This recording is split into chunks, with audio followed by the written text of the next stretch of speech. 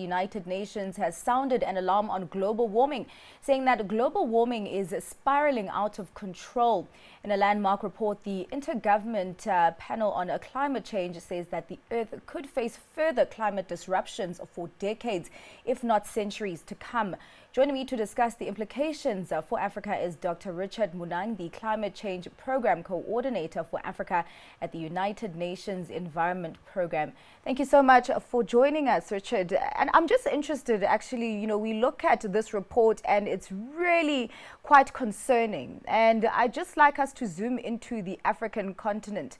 How much has Africa, or how much is Africa contributing to the threat of global warming?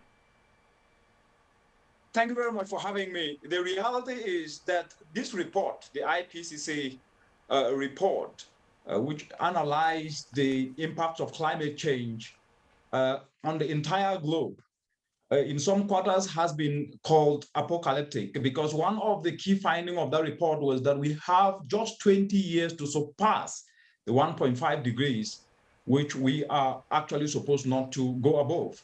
But when you bring it down to the African continent, the implications of this report, Africa is a negligible emitter. The continent have only emitted 2 to 3% of emissions, and most of these emissions are land-based. But as we're speaking today, still within the context of that rising temperature, Africa is warming faster than the entire globe. A research that was carried out in 30 African countries, over 60% of the countries were warming faster. That means if in less than 20 years, the world is going to go above 1.5 degrees, that will definitely bring catastrophic impact. And I mean, yeah, and I mean, you say that currently we're contributing about 2 to 3% of emissions, but we are heating up faster. And I'm just interested on Africa's climate change responsibility, how we are making sure that we mitigate these threats on the continent. Africa is actually a leader when it comes to taking climate action very seriously, because as we're speaking today, the continent have ratified the Paris Climate Change Agreement. Over 52 countries in the continent have ratified this Paris Climate Change Agreement, making Africa a leader in the entire globe. As we're speaking, the countries are resubmitting what is called the nationally determined contributions to ratchet up their ambitions to reduce emissions. And those who have already submitted, about 9 countries in the continent have submitted that. And 2 of the countries in the entire world have been lauded and applauded for submitting stronger ambitions. That means Africa is a leader when it comes to policies on climate change. But the disconnect comes when we talk about implementation, because the implementation of these policies, climate policies, the nationally determined contributions, are not going as fast as they need to be, given the fact that we are already heading towards an apocalypse. You talk about the fact that implementation is the riskier for us reaching those carbon zero targets. And I'm just interested, is it a lack of political will, or is there just not certainty in the structures that we currently have? The point is, policy is the biggest driver of change. And the fact that Africa have already ratified the Paris Climate Change Agreement shows the inherent opportunities that countries have actually seen in taking climate action as an investment opportunity. But the problem has been that not the whole of society have been engaged, because climate change is not just the responsibility of governments, it's the responsibility of each and every citizen, state and non-state actors.